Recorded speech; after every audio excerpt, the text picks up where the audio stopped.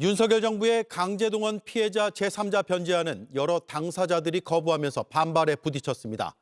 그중 한 명인 이춘식 할아버지가 투병 중일 때 정부가 자녀에게 이면 확인서까지 받아 의사와 무관하게 받게 했다는 의혹을 어제 보도해드렸습니다.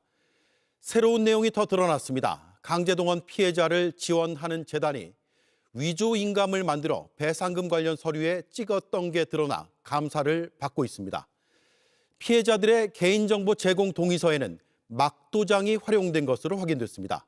재단의 이사장은 알고도 묵인했습니다. 김한수 기자의 단독 보도입니다.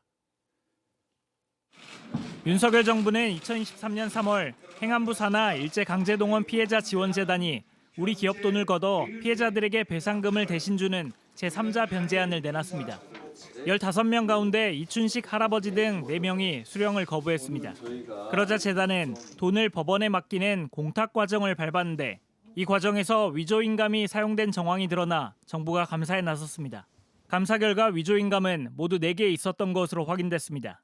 공탁 신청서 등에 총 58번이나 사용된 겁니다. 심규선 재단 이사장은 이걸 알면서도 눈 감았고 공탁이 제대로 되지 않을 것만 걱정했습니다. 지금 현재는 걱정되는 거는 나중에 그 인감의 효력이 없어가지고 그 서류 낸 것 자체가 무효가 되거나 그런 건 담당 직원 탓으로 돌리기도 했습니다. 앞으로는 도장 관리 같은 데 있어서 철저하게 먼저 좀 왜냐면 어차피 책임은 팀장이 지게 돼 있다. 제가 왜 책임이 져야 돼요, 이사장님?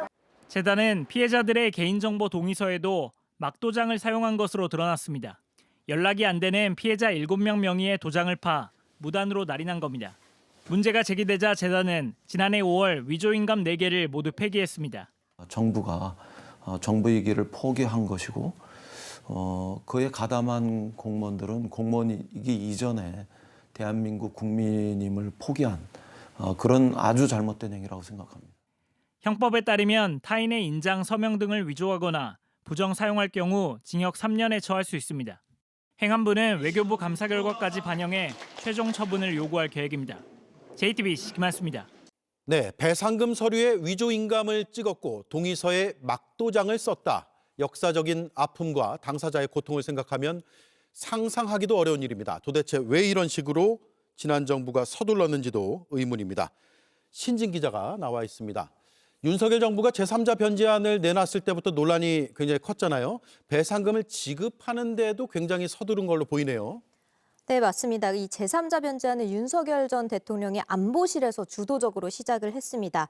행정안전부 산하에 있는 강제동원 피해자 지원재단이 기업들로부터 기금을 조성해서 피해자들에게 배상금을 지급하는 일을 해왔습니다. 예. 그런데 당시 직원들이 회의에서 이 도장을 복제해야 할 만큼 급했다. 이런 말을 하는데 직접 들어보시겠습니다. 예. 공탁 과정에서 좀 급하게 인장들을 좀 찍어야 되고 그날 여러 개 안 팔았으면 불가능했습니다. 그날 공탁 신청은 불가능했습니다. 예. 아무리 급해도 공무원들이 왜 이렇게 절차도 지키지 않았는지 의아할 수밖에 없을 것 같아요.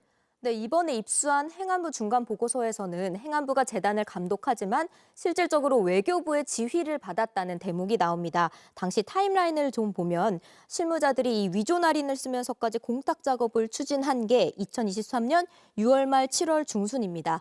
그즈음 한일 정상회담이 있었고요. 그리고 8월에는 한미일 정상회의도 있었습니다. 시간상으로 볼 때 한일 정상이 만날 때를 대비를 해서 가시적인 성과를 만들어내려고 무리하게 서둘렀던 게 아니냐 그런 의혹이 나옵니다. 예. 이 내부 회의 발언을 좀 더 들어보겠습니다. 네. 일본에서 이미 자꾸 예산 때문에 계속 지기가 들어오고 하니 우리가 빨리 움직이는 게 좋을 것 같다는 의미로. 네, 저희가 취재를 해보니까 어제 보도한 이춘식 할아버지 말고도 이 양금덕 할머니의 경우도 재단 직원들이 자녀로부터 이런 이면 확인서를 받은 것이 추가로 확인이 됐습니다. 두 분 다 제3자 변제를 거부하고 끝까지 일본의 사과를 요구했던 상징적인 인물이었습니다. 예. 행안부는 외교부 감사 결과까지 종합을 다 해서 필요하면 법적 조치도 취하겠다는 입장이죠. 네, 이재명 정부는 이 제3자 변제를 계승하겠다는 입장입니다.